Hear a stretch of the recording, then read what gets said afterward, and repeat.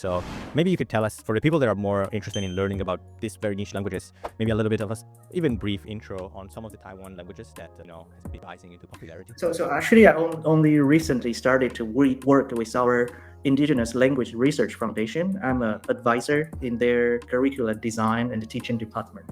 So I wouldn't say that I helped the changing the laws and everything. So we have about 16 Austronesian languages in Taiwan, and they are all related to the languages in Madagascar, Rapa Nui, or even in New Zealand, the Maori people. And what's even more interesting about these languages is that they are probably the ancestors of all the Polynesians and the Melanesian languages in the world. Yeah, there are tons of papers talking about this on the internet. If you're interested, you should check it out. So yeah, if you come to Taiwan and you are also a language enthusiast, I would recommend you to pick up at least one indigenous language. For myself, I started to learn Taiwan when I started to work with the Indigenous Language Foundation. And now I have a small Taiwan immersion program in a rural community.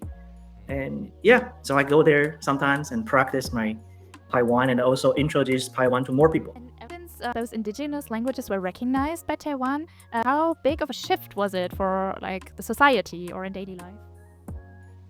Yeah, so now for a lot of indigenous people, they are now involved in local language activities. Like in many, even cities, in many places, you have a language meeting place. And these indigenous people, they can go to the language meeting places to practice. And then if you want to practice as a non-indigenous people, you can go there too. And since these languages got recognized, many laws have also been passed to facilitate language learning and education. For example, if you are an indigenous person and you speak your language well, you can get bonus pay if you work in the government, and a lot of things like that. If you are a student and if you prove that you can speak your language very well, then you can also get bonus points when you are applying to the universities or high school.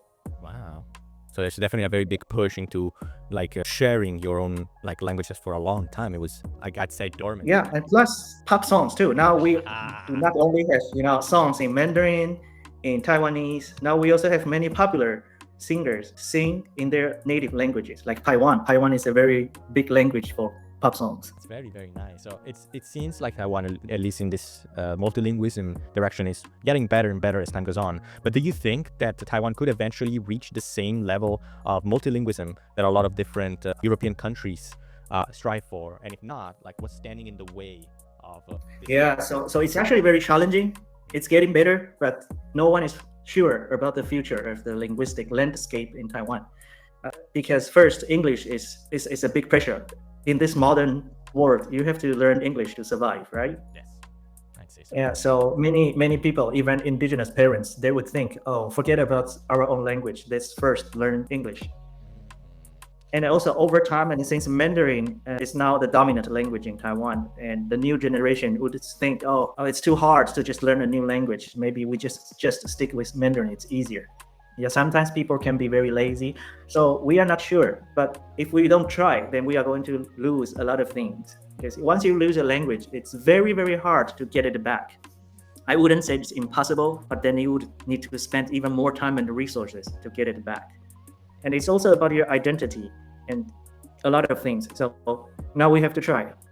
Yeah, that's a very interesting point, because at the end of the day, you could have so many different government funded programs and laws, but the major factor is still about the personal. The person needs to have that motivation, the confidence to show about their language skills. And I do believe that a great way, even if it sounds a little bit silly, a great way to start appreciating those languages would be, like you did so far, to travel a lot around the world and see how other people handle their own languages. So maybe we could give a little bit of a detour on the different places that you've been, because I know that you have plenty of stories to tell. So you've been, for what I gather, to a ton of different countries, almost 50 at this point, I think. So were there some particular places that you prefer, or you found that they were hidden gem, or you discovered along your journey? Oh yeah, if everything combined, now I would say Ecuador. Wow. Yeah, it's because I went there for the first time to learn the indigenous language called Quechua. It's a variant of Quechua, but it's different from Quechua, and it's only spoken in Ecuador, and we call it Jungle Quechua. It's not just the language. I love the people there. I still go back now, and I have friends there. I enjoyed 5 summers in the jungle of the Amazon, in Ecuador. I kept going back until the COVID happened. Yeah. Okay. Yeah, it's super interesting. Yeah. I've actually attended your talk at the Polyglot Gathering this year. That was on Quechua. It was quite interesting to hear all the stories about it and how you went there to learn about the language, to also be part of the community. That was quite an important part, right? Yeah. So I was introduced to the community by the field school professor, Dr. Swanson. So I didn't have any difficulty making friends or just living with the people there day by day. If I had just gone there by myself, I wouldn't have this opportunity to just enjoy everything in the Amazon. Yeah. So the community, I think it's the key. When you really want to learn a language, especially if you want to be very good at it, you need to have a community that supports you, and especially a native community. Yeah, I couldn't say better myself. As I say to almost every episode at this point, it's all about the environment and the community that you're in that determines the funness, I guess, the fun of learning languages and giving that confidence, because that's like what Tandem is also all about, trying to give people the ability to not only speak for people that are native, but also give an excited and passionate community of language learners everywhere, and to give people that jump, that push to truly unlock their potential of their language learning journey. So. Yeah. Well, if you don't mind, I have honest feedback. I have to thank Tandem for creating this platform. This summer, I found a very reliable Latvian on Tandem in Japan. What? Yeah. That crazy comment? And he practices with me every day on Tandem, and he replies every message I send, and sometimes even corrects my errors. Okay, so thank you. Yes, apologies. Actually, also as part of your immersive ways of learning languages, like how has that taught, or what has that taught you about the people and maybe even about yourself? Yeah, so I think people are the same. No matter where you go, if you really understand them and get to know them, I don't think there is a fundamental difference between different peoples or between people who live in different countries. I think eventually we want to be loved, and we want to have plenty of food, we want to have fun, we want to have friends. I don't think there is any difference, and especially after seeing all these different peoples with different religions, cultures, and languages.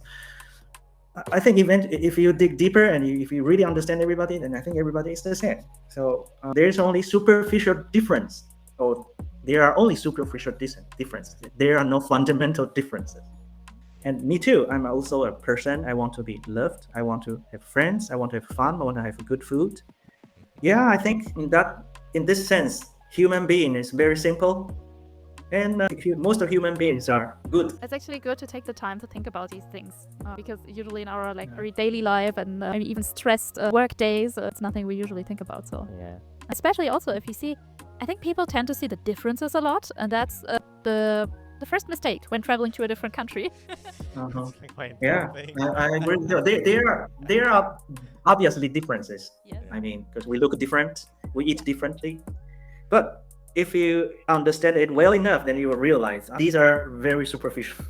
Exactly. And what I was going to say is that looking for similarities instead of the differences, that's actually what helps you really to find a community and immerse into the country and a different culture. Yeah. Exactly. I think that's Genau. Ganz genau. But I kind of wanted to, whenever somebody talks about all the places that they've been and their experiences, I am someone that loves to know about the opposite side of things, because I assume that you've been to a lot of different places, and not all places have been as smooth as they could be. So could you maybe recall, for the people that are interested in traveling around the world, can you recall a time where maybe your language travels did not go as smooth as planned? Okay. And again, before I say anything, I want to have a disclaimer. It's not about blaming any certain people or country. Maybe I was just unlucky.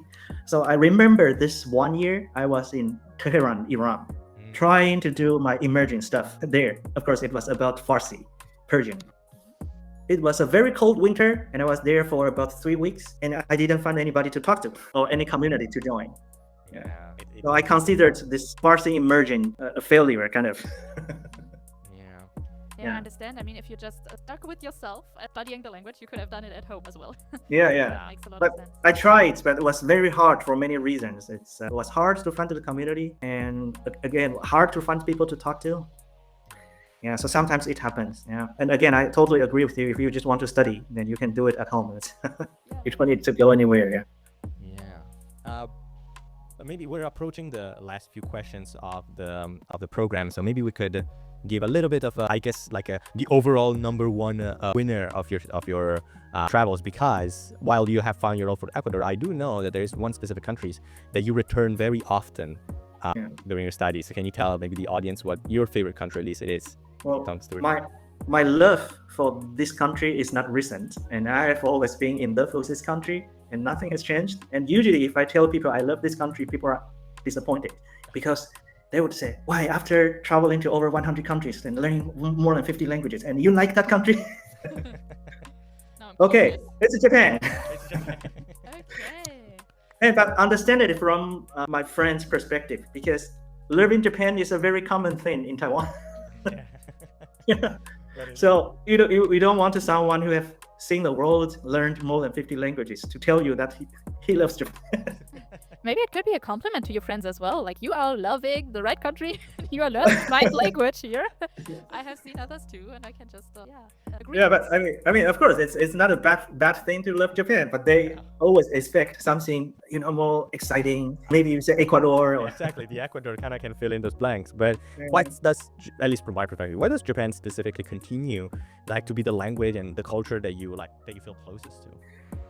Well, I know the good things about Japan and also the bad things about Japan.